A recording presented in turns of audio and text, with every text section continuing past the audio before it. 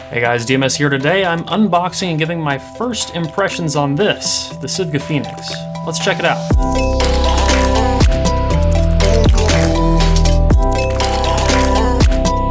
Now, if you're here watching this, you probably like headphones, audio, gaming, something sound related. If you do me a favor, press that subscribe button down there below this video. It really helps make videos like this possible. Thanks. Today, I'm too eager to unbox this at home. I'll give you my impressions there in a little bit, so we'll cut to that. But I'm gonna go and open this up while I'm at the office. This is the Sigva Phoenix, and real quick, sorry about the video quality because this is on my phone. I don't know why they always wrap these in plastic, you know? I guess it's to water seal it. It's got like a fake carbon fiber-y kind of looking stuff. It's definitely cardboard. Fake wood too. We're fancy today, aren't we?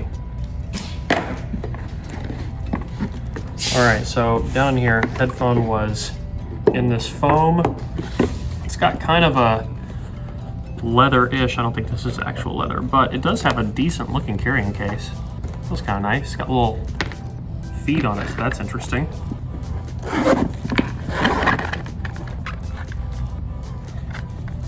Actually, that does feel pretty nice. Feel that. Something, isn't it? It's not bad. Okay, classic Sivga bag. And this is 3.5, yeah. So this has got a, oh no, 3.5 to dual 2.5 termination. Nothing special, it feels like, on the cable. Pretty standard for a Sivga. This bag comes with pretty much all Sivga headphones. This feels actually not terrible build-wise. The build of this feels a lot like the Cindy Iva. Actually, it's almost exactly like the build of the Cindy Iva. It's got the suspension strap on top, the same feeling swivel. The pads feel about the same. I wouldn't be surprised if these all came from the same OEM, but it doesn't feel terrible. Some people told me I wouldn't like the comfort, so. Oh yeah, let's see if I can get that to fit.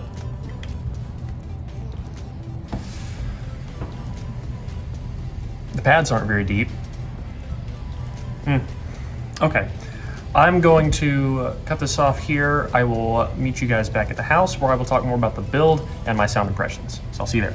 Okay, I'm home. I have listened to this headphone and let's talk about initial sound impressions.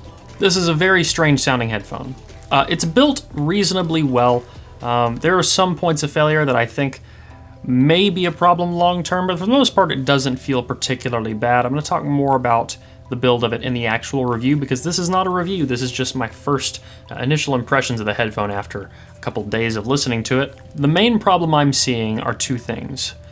For comfort, that is the first problem. These pads need to be deeper. They're nice pads, they're pretty comfortable, but after a while, it does get to be a bit grating. I've tried loosening the headband, that did help some, but we also have this problem. This headphone is fully extended, and these metal bits just dig right into the top of my head while I'm wearing it. So the suspension strap is basically pointless. That's problem number one. Problem number two is that it's a really mixed bag.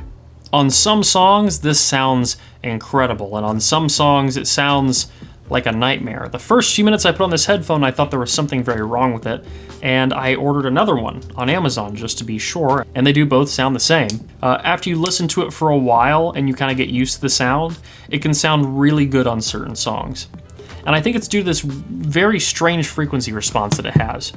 It's a bit warm, a little bit muddy in the bass, and it opens up to some dips in the treble where all the treble kind of funnels into a bit of a one-note treble, kind of one spike, which can be pleasing on a lot of songs because it's not a massive spike, it's just a little one, but you kind of notice over time as you get into more busy music that everything seems to kind of funnel into that one note. So you get very one-note treble. And then there are songs where it just completely comes to life. I would say it's probably an even 50-50 split. As I'm shuffling through my library, about half of it sounds great, and half of it sounds absolutely abysmal. It either sounds like an airplane headphone or it sounds like a $500 to $700 headphone, and there's nothing in between. You flip tracks and you're like, this sounds amazing. And you flip to another track and you're like, why does this sound like a piece of junk?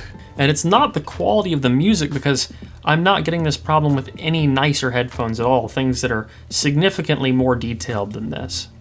I think it is entirely a frequency response issue, which is interesting. I'm going to do a lot more testing on this headphone and see how it works with a greater variety of amplifiers. I'm going to test it with a lot more music and kind of figure out what's going on with this, why it sounds bad in some cases and why it sounds good in others, and I'll give you guys a full review on it in the near future, so make sure you stick around for that. But this has been my initial impressions, my unboxing, my first listen of the Sivga Phoenix. If you liked this video, please leave a like down below, a comment letting me know what you want to see in the future. If you want to get active in the community, you can at forum.hifiguides.com. As always, don't forget to stick around and subscribe for more videos like this in the future. Till the next one, guys. Peace.